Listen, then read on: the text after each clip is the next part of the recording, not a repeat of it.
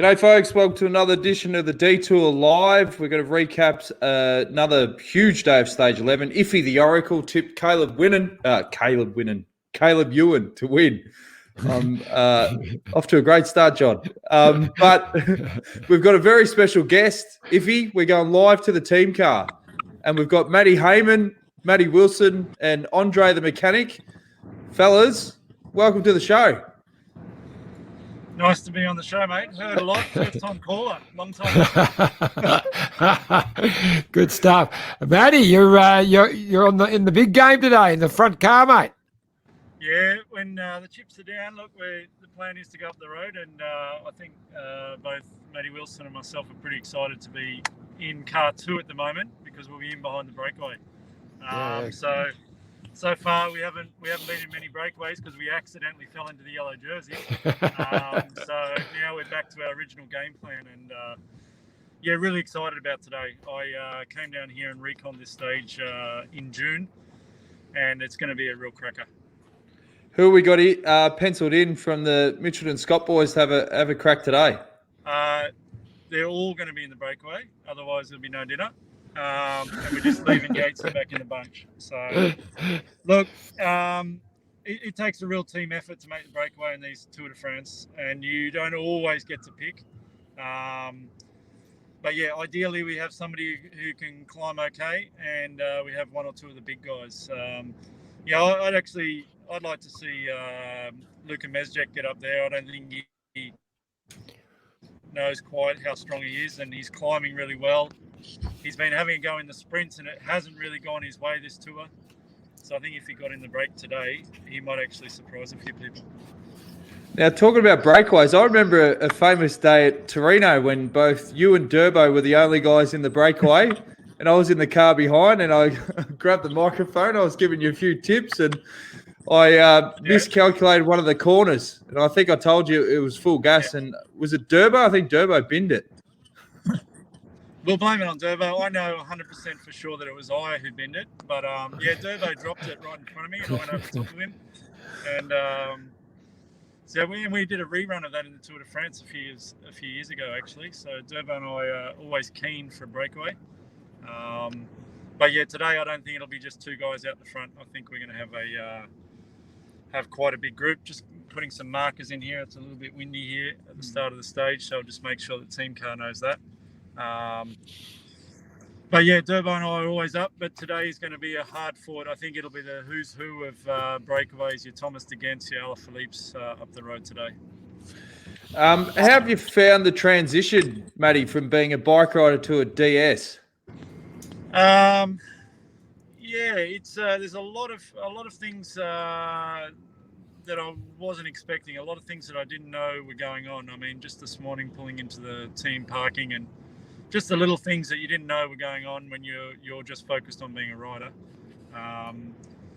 There's a lot of logistics that I wasn't aware of that were going on in the background. And then I guess the other big thing is being in the team car and not having the information. When you're a rider, you really know what the riders are feeling, you know which guys are going well, you know exactly what's going on. And when you're in the team car, you're just kind of guessing for a while until you're trying to piece together from little bits of information, little bits of television. You're trying to piece together what's going on in the race. Iffy? I was just going to say, you must now have a lot more respect for what a DS has to do. Back in the old days, you were probably saying, easy piece of cake.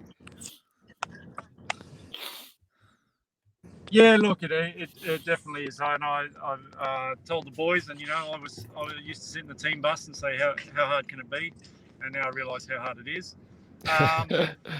It's a lot different than I kind of expected, and it's probably a good idea that the boys jump in the car every now and again and just see what's going on. There's a lot of time where there's nothing going on, and then there's periods in the race where it's really hectic, and you're trying to juggle a lot of different things at once. Now, we've got a few fan questions coming in.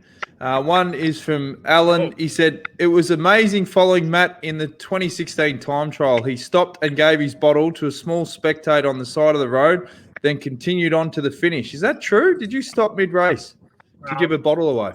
Must have been a different. Must have been. It doesn't sound like me. Must have been a different Matt. Yeah. I'm not sure, mate. I know we did have some Aussie supporters in a couple of the follow vehicles at the tour. Yeah, look, when you we're having internet dramas, and he's gone. Oh well, we got a good chat into Hayman whilst we had him there. Now, obviously, Iffy, we could not have Matty Hayman on without showing a snippet of the 2016 Paris-Roubaix. It's what he's really known for now. So this is the final of the Paris-Roubaix from 2016. Matthew Hayman has won 2 professional races. Tom Bowden 109. The odds are stacked against the Australian. But the underdog has gotten up before. One left to go.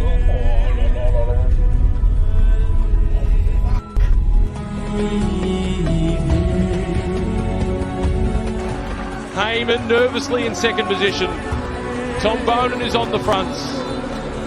Van Mark is panting, but Van Mark knows what's required. He was second to Cancellara 3 years ago.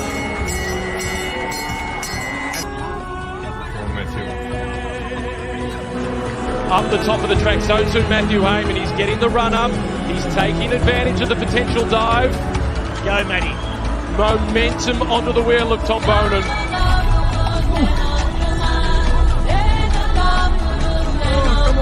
Come on, Matty. Let's go. Go, Matty! Into the wheel, and here comes Seth Van Mark. Tom Bowden is boxed in. Hayman is leading out. It's Stannard around the outside. Hayman with his nose in front. Bowden is trying to challenge, but it's Matthew Hayman. It's an early birthday present. Hayman holding on. Hayman wins. Yeah! He won it!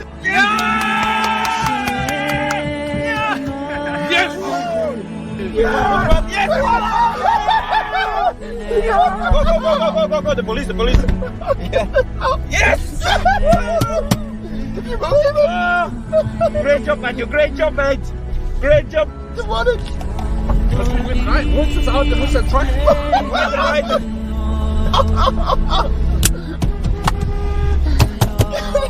Believe it? Can you believe it? Wow. Oh, God.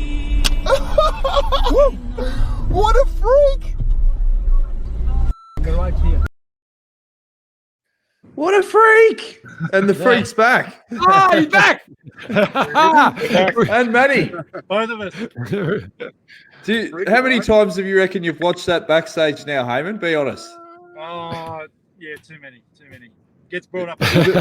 Is it like shaving, part of your morning routine? Just flick on the last couple of K?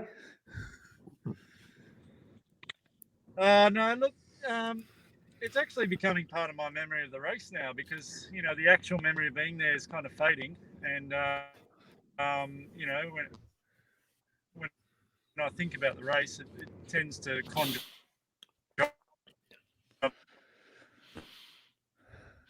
Hey, Matty. Oh, sorry.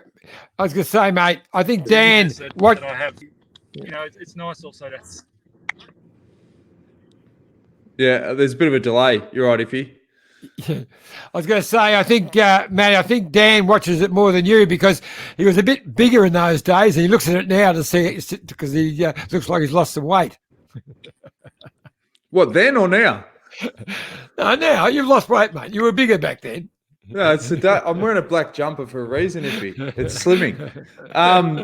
But yeah, obviously it was a pretty special day. Have you trademarked the phrase "always keep riding"? Because it's I think the lesson also of Roubaix is really good, particularly during the middle of a pandemic when people are looking for motivation. It really is a good clip when you're feeling a bit flat to get fired up. And your story, the perseverance that you had is unbelievable. And he's gone. That's good. Yeah, perseverance with internet as well is something that we need to work on. But anyway, we've got a massive show, Johnny. Like, hopefully Hayman can reconnect at some point, and we've put the feelers out there for Robbie McEwen. But we also caught up with the voice of cycling, Johnny, earlier today, and it's always good to have a chat with Phil Liggett. Now, before we started the interview, you had a few internet dramas, which isn't new, and you missed the opening couple of questions, mate. Hang on, Hayman's back. Hey. You there, Matty? Can you hear us, buddy? Mate. I'm trying my best to be there. I'm trying my best. That's all right, bud. So how far away are you from the start? Looks only about 15 minutes to the start. Is that correct? Yeah, look, we're 15k up the road now, so we're just finding a spot up the road, and we'll pull over and listen to race radio. Try and get some images of what's going on at the start of the race, and then we'll decide kind of what we do from there. If one of our boys are in the break, we'll pull in behind the breakaway. If not, we'll just edge ahead in front of the bunch and wait to get the good. So that whole plan is quite smart, John, because if you're all in the convoy behind the cars, it's actually hard to get to the front. So they're sort of preempting the breakaway.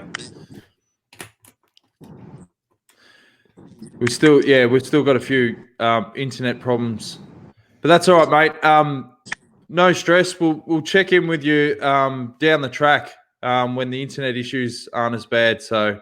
No dramas at all. All right. Well, as we said, we caught up with Phil Liggett. Just before we do that, I think Robbie says he was about to come on, so we'll just see if we can get Robbie McEwen live. Okay. It would be great. So I've just he's been texting me back and forth.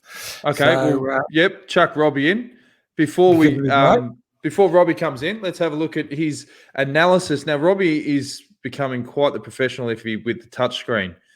New technology for SBS Cycling Central this year. It's very much like the old school Channel 9 cricket commentary team when they put the circles and squares in. But he is absolutely excelling at this like a school professor.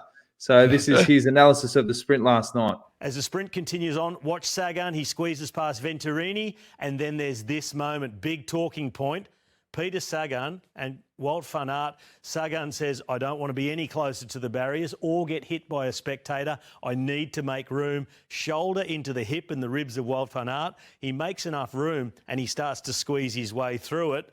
And already we started to think that's going to be a problem. Meanwhile, other side of the road here, Bennett straight through, going for the line. He knows he's got the speed to pass the other two already, but lurking right on his wheel, coming out of the slipstream already and making sure he's making his acceleration on time today, not leaving it too late like he did yesterday. Caleb Ewan is coming, but it is going to go to the photo finish. So Peter Sagan squeezes through. Van Aert, he really holds on well, but as they hit the finish line, here's the evidence of who got it straight away. Look at the difference where the handlebars are from Caleb Ewan and Sam Bennett. While Van Aert squeezed out. Pretty good analysis there from Robbie. And before we go, Hayman's back. This is like Roubaix. Like you thought you dropped off and the internet's dropped off and he's joined the front group again. Hayman is back. I'm just checking your handiwork there, how quickly you can queue up a clip and, get talking on another subject while I'm... So, oh mate! Over the last 12 days, we've had that many dropouts. We've become accustomed to that. Now we're looking at the sprint from yesterday, and we've got a question from Vazzy. Was Peter Sagan's penalty appropriate? What's your thoughts on that, Matty? Geez, that's a good question. It's a tough one. Look, those guys are crazy. We know they're crazy. They all do it to each other. It doesn't make it right. A lot of the riders are lobbying for safer races and safer courses. And, I think there has to be a level of respect amongst the riders themselves. So it was definitely borderline. And I'll leave that up to the commissaires. But, I think they're feeling that there has been a general mood that the riders want a bit more safety, so they're going to come down on that. What do you reckon, Iffy? Fair call or? Yeah, no, fair call. There was no room. I mean, you can't just barge through and make room. If there's if Van Aert had left a fraction of room and then moved over, yeah, he'd have an excuse. But there was no room. He just said, "I'm going through." A bit arrogant, I thought. Now we've got Robbie McEwen, who's setting himself up now. Robbie, can you hear us? I can hear you. Hey, how are you, mate? I can hear you, Dan. Geez, I got a lot on. You're a popular man. We got the boys in the car. We got Matty Hayman, Matty Wilson, and Andre in the back. G'day, boys. Good to see Now, you. Robbie, we're doing you a favour, Robbie. You can start doing some. You can start doing some research for your commentary now, mate. You can get all the insights you need about the breakaway. Dan, I don't do research.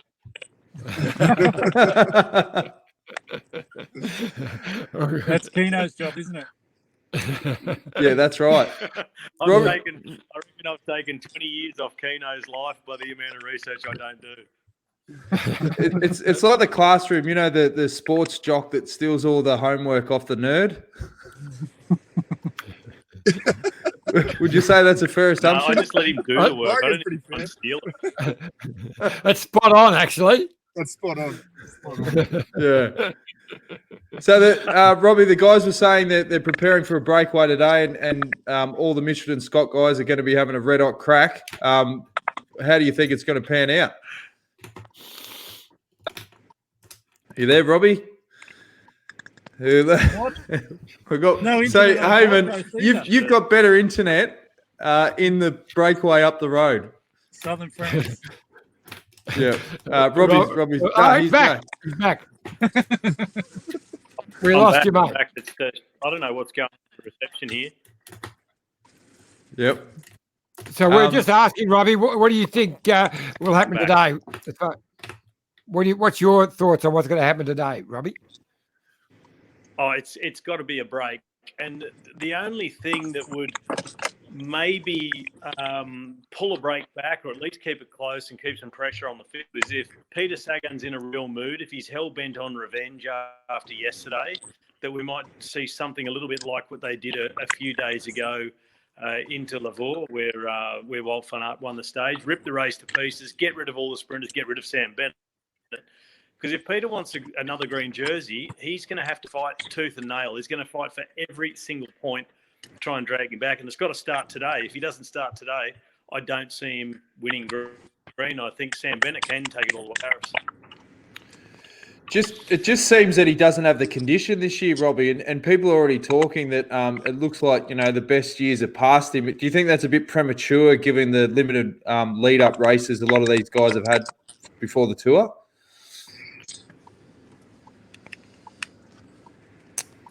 Yeah, Dan, I honestly think Peter Sagan's just underdone. His aim this stage was he do a really good Giro. He wanted it for once.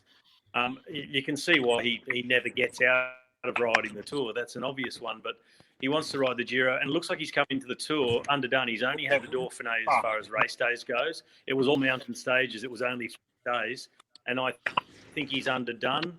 He'll get better as it goes on, because honestly, yesterday, if he didn't have to shoulder into Van Aert, if he could have ridden cleanly through that gap, I reckon he would have won the stage, to be honest.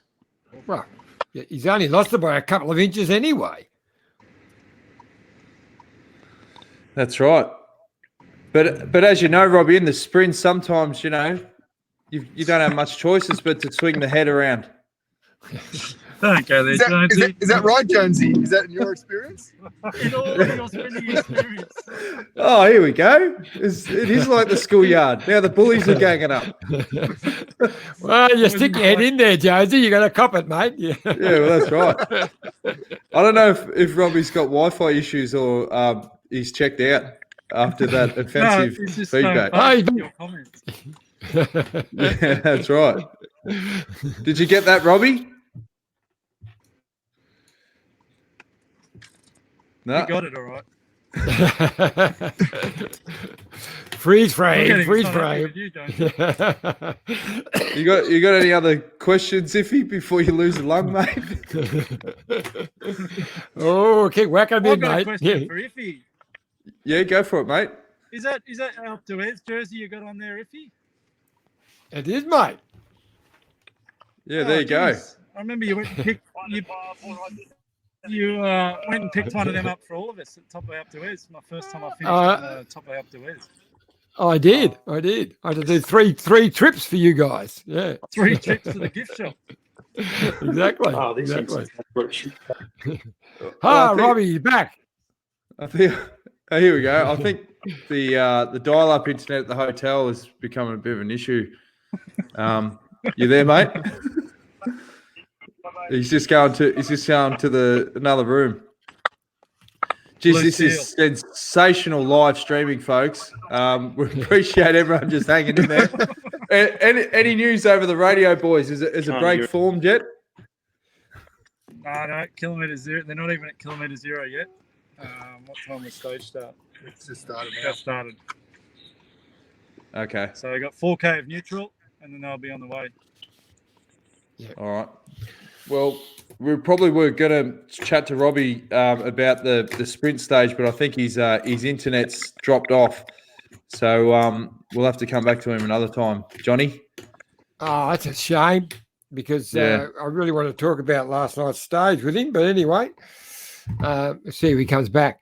Yeah, good luck today, fellas. And we might try and touch base with you, Matty, along the route. If the break gets up the road and you get behind them, we'll try and catch you just for a second and get an update from you.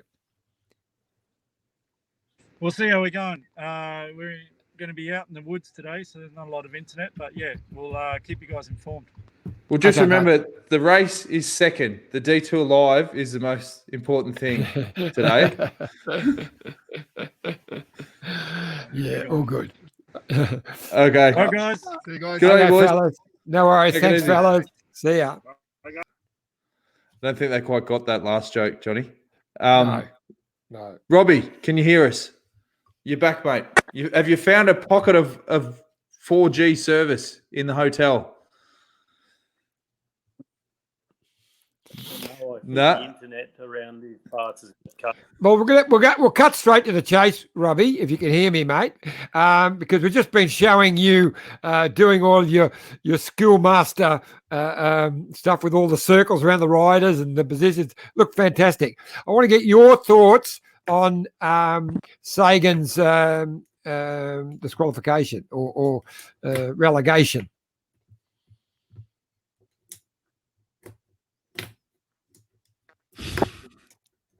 Robbie?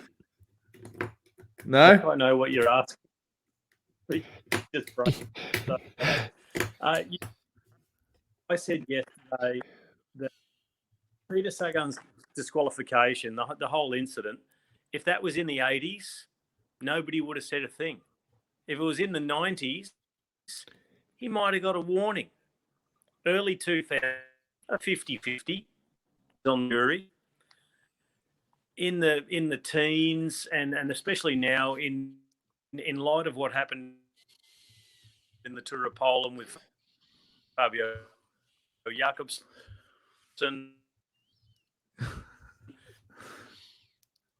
Okay, I keep telling you, if we need this sign language person. We've seen lately in a focus on safety, he was never with it. I honestly did bad and all. And you've got to watch it a number of times. You've got to watch it in slow-mo. Barriers were actually coming out a little bit onto the road barriers. And Yeah, I think the connection is pretty much dead. I think the crux of Yeah, I'm getting the gist of what you're saying, though, Robbie. Yeah, a little bit too small, but they're really close to just letting. Yeah, we might have to leave it there. I think because we can only get sort of one word in every 6. Yeah, sorry about that, mate. the internet is just continuing to let us down. Hopefully, when these he's gone. These 5G towers kick in, John. The D2 Live will just be a seamless production. But I think what he's trying to say there is the early days, they'd let it go. But because safety is such a big priority now in cycling, they're going to come down hard on those sort of incidents and throw the book at them. Yeah. I'm glad you could translate that for me, mate. That's very good. Thank you. Yeah, I just got bits and pieces. And then he's something about a selfie stick. But anyway, Robbie's just sent a text. He said, next time by carrier pigeon. Okay, let's go to an interview with Phil Liggett, the voice of cycling from earlier today. I've got Phil Liggett. Unfortunately, Phil, if he couldn't be here, and believe it or not, he's got technical issues. It's not like John, is it? Dan, John has had technical issues for at least 30 years, mate. This is no exception. But I feel sorry for him. He'd be so exasperated not being able to speak. Now, last time we spoke to you, record numbers on the NBC coverage. Have we seen that increase, or is it holding firm? How's it all going? To be honest, I was so elated with the 20% increase. I've never asked the question since, so I don't know is the answer. But here we are, sort of 12 days into the tour, and the figures are good, though. They're very happy because it's difficult time share. It's very much like SBS, but the other end of the time scale, because just as SBS guys are going to bed at 2 and 3 in the morning, the guys in the United States and California, they're getting up at that time. And I had an email this morning from a chap in Alaska who said, hey, don't forget to give me a shout out because I start watching the show at 2 a.m. in Alaska. Wow. So to get good figures, obviously we don't get huge figures in the first hour or two of the race from that side of America. We do on the East Coast. And then gradually it's finishing at a great time. It's before people go to work. So the figures are pretty good then. Now, what's your thoughts on the race this year? Obviously, the young brigade are killing it in the GC. Seems to be a big changing of the guard, mate. They've been threatening for a few years now, and I think this is the tour to prove it. The youngsters are back. It was hinted at last year, of course, with the great ride of Tadej Pogacar in the Tour of Spain, youngest ever guy to podium since the wars. So he's doing pretty well. And although I think it had to come sooner or later. And I keep thinking that what Geraint Thomas and Chris Froome are thinking, riding in the Tirreno Adriatico, thinking, well, just as well we're not there, perhaps, because those kids are starting to look rather useful right now. But it is the change in the guard. But hey, going under the radar at the moment is the kind of resurgence from the French cyclists. Romain Bardet is up there in 4th place, and well talked about by the French before the tour started was Guillaume Martin. Well, he's in 3rd place and talking it all up. So it's a very different tour, and it's a very interesting tour. Now, one thing people might not know is when you were at the Tour Down Under, you were giving an honorary doctorate. So I think you're known now as Dr. Phil. Now, perfect time to ask Dr. Phil, what's the latest with the COVID situation, mate? Well, it's getting a little bit worse in the UK here. I'm sticking to the rules because the pubs are open. But if I was to go in, you have to leave your name and address and telephone number when you go in for a drink. And if somebody during the period you are in the pub gives a positive, then you're out for 2 weeks. And I can't afford not to be here. So when I realised that, I've not been near the pubs at all, just in case. But basically, we are on the increase with new cases. I think we've had about 10,000 in 4 days, but very few deaths. Only 8 yesterday. I say only 8, but this is nothing. There's more than that get killed on the road in the morning in the UK. So, but they're very worried about the spike. France is even worse. France is coming up the scale rather rapidly, and they're getting up to 9,000 cases a day. There's even a rumour started to circulate in France, unconfirmed and totally denied, of course, by the race organisation, that the Tour de France would consider finishing on the last day in the Alps, which is Saturday week, and not go to Paris at all, because Paris is a red zone. Everybody must wear masks in and outside, and you're going to get thousands of people on the Champs-Élysées. It's okay, the riders will finish, but what will be the aftermath in the situation of such a gathering of people? So they're saying nothing, but that's the talk on the street, and I'll wait and see, because I don't want this race to be disrupted. But the last day does nothing anyway, does it? So we could finish. Yeah. Interesting stuff there from Phil about potentially not riding in Paris, iffy. Interesting for me too, because I never heard it before when you were taping it, but I think I come in on part 2. That's right. Part 2, John finally gets his Wi-Fi Johnny's back. sorted out. Johnny, Hey! how's your internet?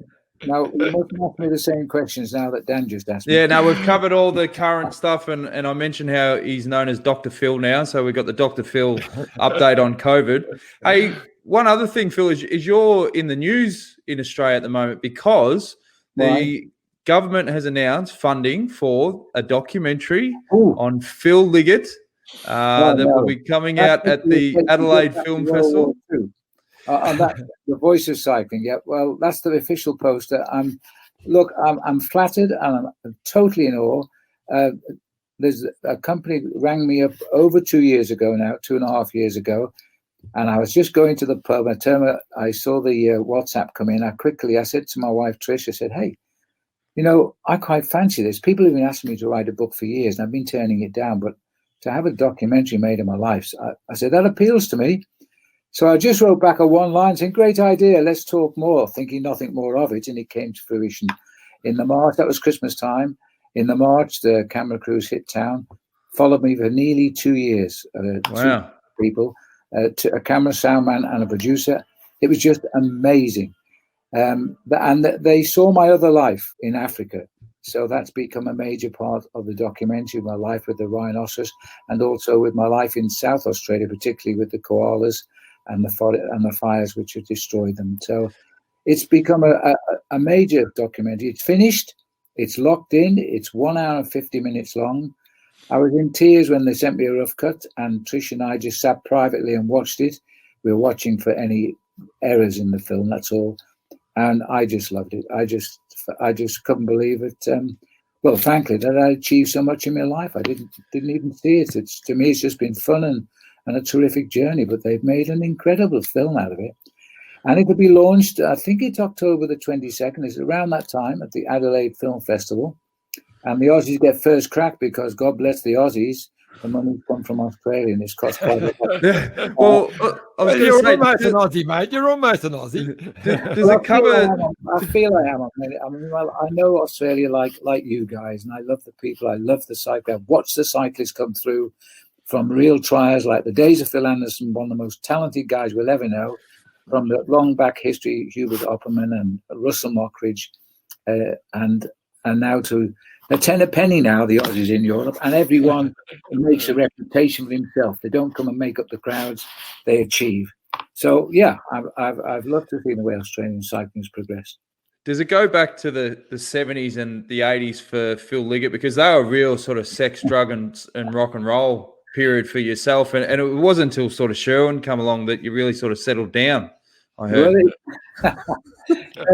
Well, they started off with my life up in the north, and there's a lot of pictures of me as a racing cyclist. People don't think I ever rode a bike, and how I didn't take the pro contract and friendship that grew with Eddie Merckx, etc. And they traced my whole life story. And because Trish has been part of my journey the whole way, she's got quite a big part in it as well. There's a nice scene of Trish. She's, wherever she is, she does her dance practice, because she dances all the time, competitively. And she's dancing on the deck with an elephant standing 6 feet away from her, thinking, what on earth is that? That's awesome. It's a lovely story. It's fabulous. We've got helicopters in it where we chase rhinos. And I think it'll be, I thought you're wasting your time, spending all this money on me. But now I've seen the show. It's just a nice film. And I sound very conceited saying it. I'm not. I really enjoyed it. Yeah. Geez, you might have to get a penguin suit for the Oscars, mate. No, imagine that. If people think I'm making a fortune, there's nothing in it for me. And the object of the film, I have to unload what I might have done in a book, and I might still do one day. But no, it's the two people who've burnt hours. Like, I thought I worked long days on the Tour de France. These guys, Eleanor and Nick, the producer and the camera woman, they have been amazing. They're working every day from 6 a.m. and they work till midnight, They've been locked down too in Melbourne, where they come from. They've had big problems finishing the film off. They can't cart these big machines back home. They've got to be in the office to make the film, and you well know, Dan, what it takes to make a film. It's come out. They're so happy. They're so happy. Oh, that's great. Yeah. We're really looking forward to seeing it. Great stuff from Phil. And part 3 is when John finally contributes something to the chat. Now, if you're going to contribute I got an invite to the premiere, but it's in South Australia, and they won't let us Mexicans in there. So it's a problem, but don't worry, John. I'll see you get a film because you've got a part in it. Oh, my goodness. I tried to get it cut out, but they wouldn't hear it. Oh, good. So I missed the first part, so I guess how can I ask a question? You probably already asked it by the sounds of it. I didn't ask anything about Caleb or anything like that, John. No. So. Oh, okay. Oh, well. Yeah. Well, mate, the race just keeps giving and giving. It's been a sensational bike race. So what did you think of last night's amazing sprint stage? Well, in all fairness, Caleb spoke to us on the NBC at the start in the morning, and the guy is so mature. He has it all worked out, and with his team, Jasper de Vries is his final lead-out man, and they are friends. They're real friends. There's a chemistry between the two of them. So Jasper knows what he's got to do for Caleb approaching the finish. They both read the weather. They read the wind correctly. They knew about the slight rise up to the finish. They knew it was going to be a headwind. They just knew it all. And this guy, given the right chance, I think is now the best sprinter in the world. And we've watched him progress, John, through the Bay Classics and right through his Australian career.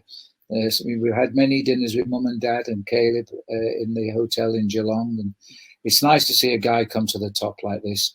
There's not many more shots left now. I mean, arguably a week next Friday they might have another sprint, and of course in Paris on the last day. But that's it. The sprinters have to just get to Paris now. A brilliant sprint. Sagan's getting a bit cheeky now. He's pushing his weight around a bit too much. That hole was never there until he made it. Exactly right. Right. Yeah, I feel sorry because Peter, just for me this year, he's showing the signs of tipping over the peak of his career, and he's not sprinting like he used to. Well, I thought that until yesterday, but I got to say, he actually sprinted. I mean, it suited him slightly uphill like that, but he was going. I mean, if he hadn't got through that gap without having to run into Van Aert, he probably would have won it. But I just wanted to say there's one thing I noticed yesterday that I really enjoyed: the friendly rivalry between Caleb and Sam Bennett. The way they punched hands, they're really good mates. I've got a photo of that, John. Look at that. Look at that.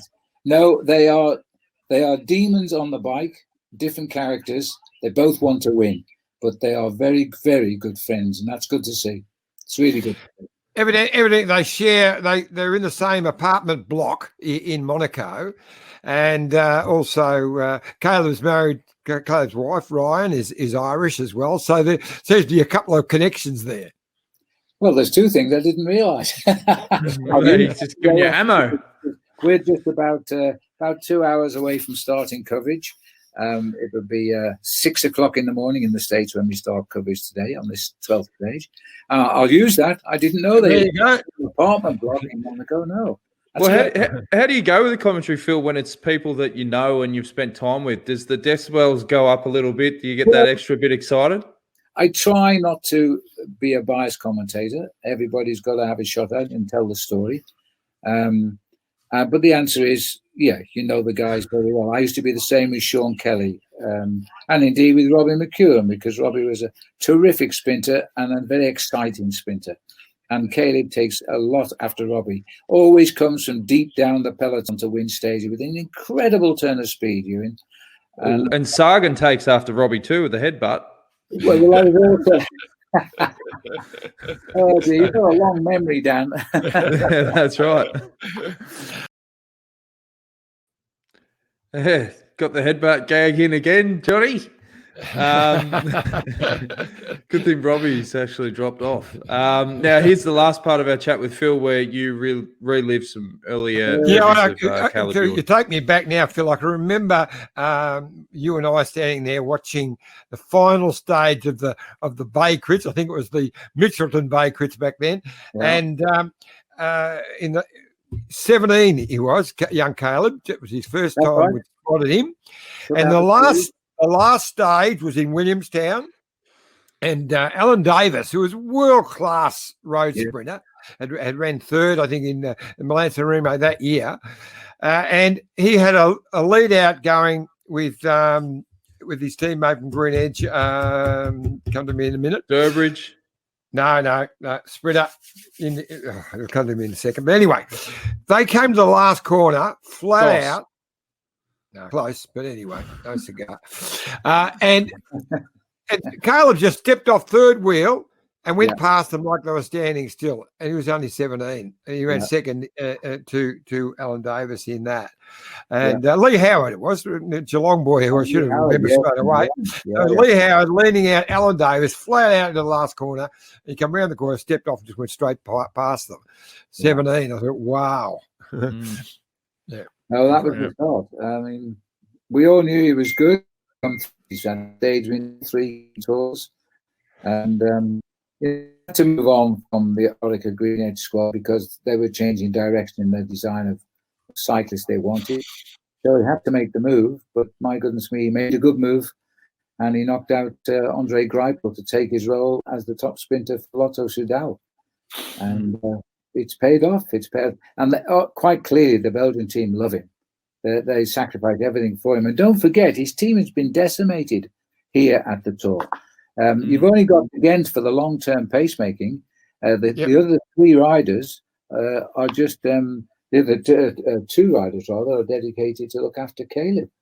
Because the team has lost a few riders with problems. Well, I lost John Deckencobb and Philippe Gilbert, 2 not bad bike riders who would have been able to really do a lot for him. But he seems to be going okay.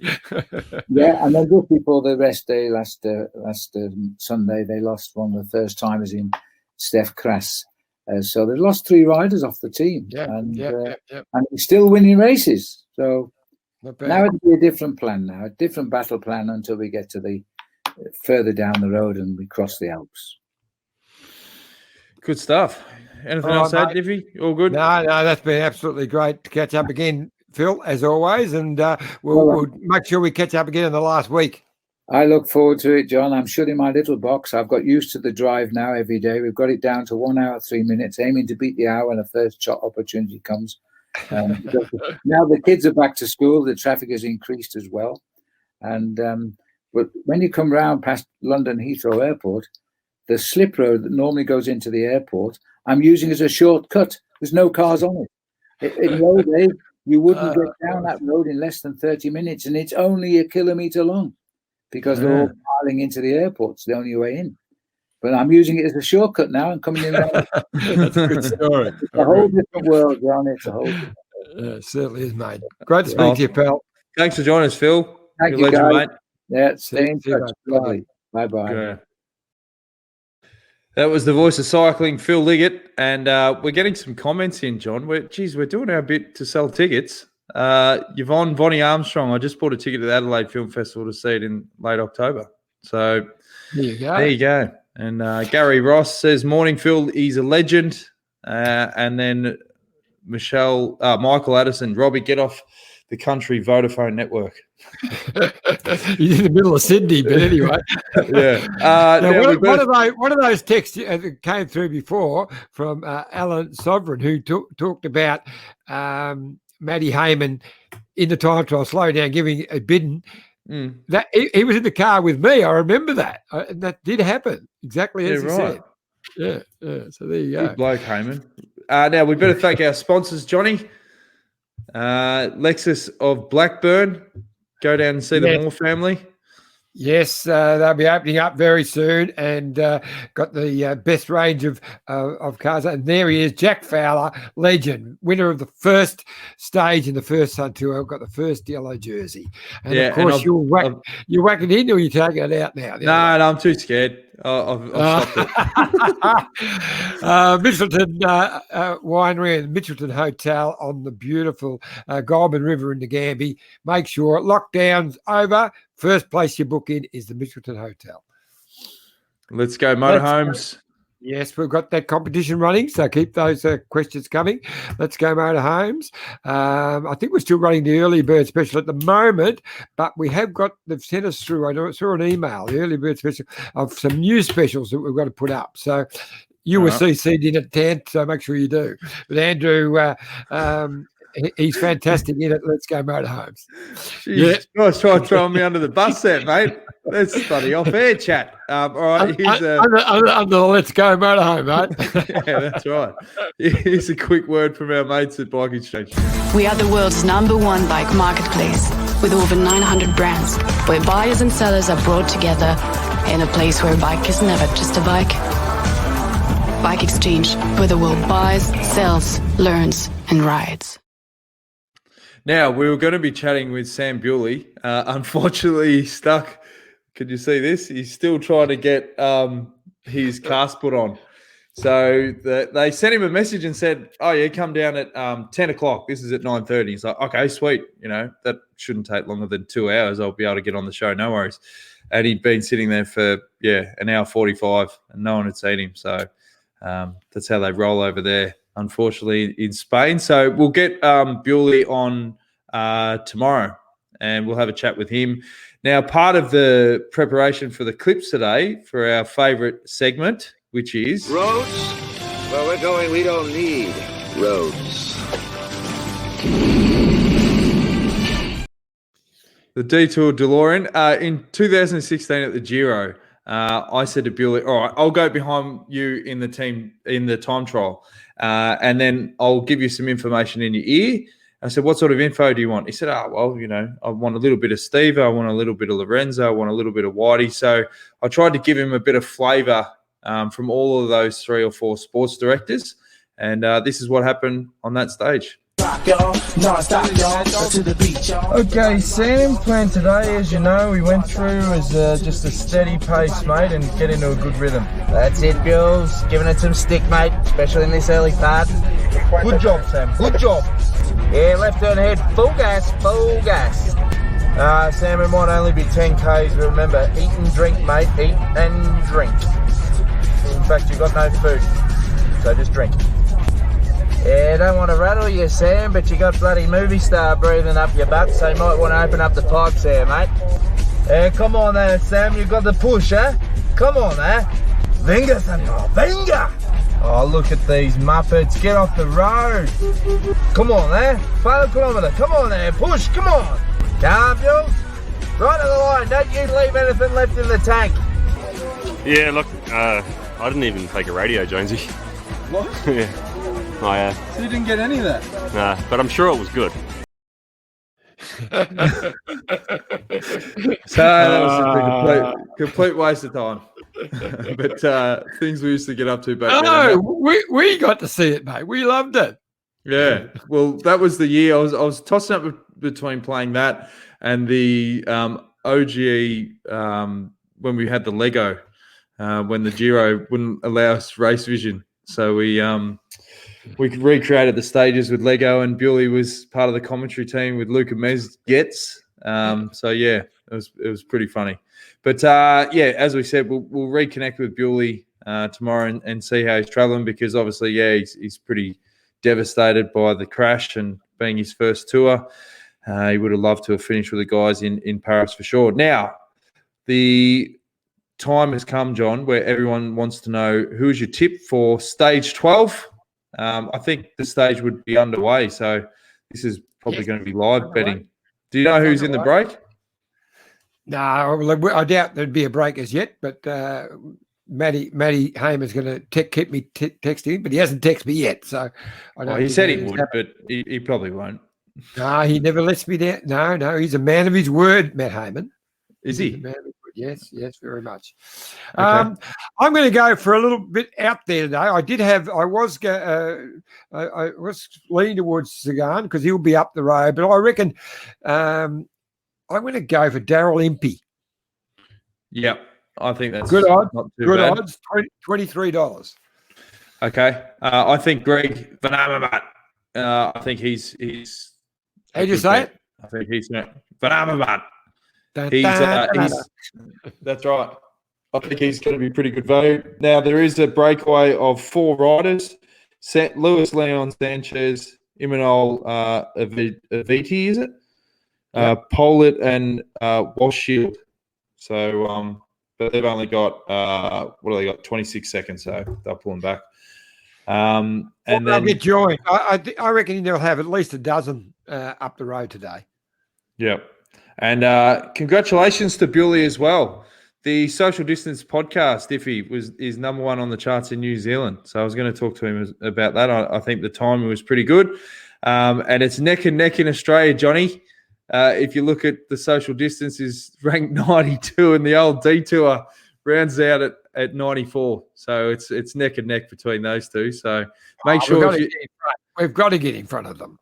So what we need people to do to get behind the show is make sure you subscribe, leave a rating, review. You can follow us again on YouTube, search the Detour Podcast, and also on Facebook.com/Detour Pod. Any final things you want to add, Johnny, before we go?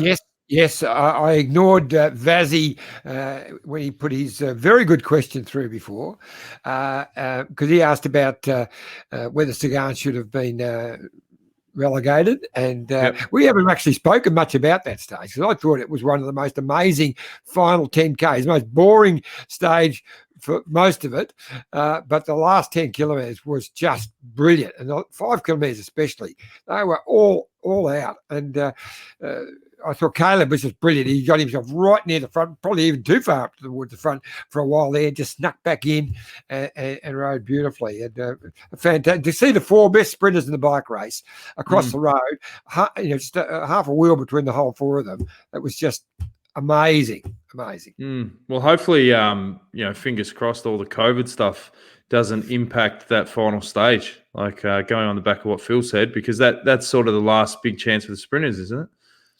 The Paris one? Yeah, there is one. I think it's stage 19. There's one coming up, I think Friday week, which it's lumpy. They might get through. There's a chance for them, but Paris, of course. Look, they'll be racing in Paris. I think there's so many rumours have been going around, and most of them are just, people love a conspiracy theory. So they'll be in Paris. Yeah. All right. Well, fingers crossed. Thanks again for tuning in. And remember, we're same time tomorrow, 7:30, for another episode of Detour Live. Go Van Avermaet, and you're on Daryl Impey. See how we go.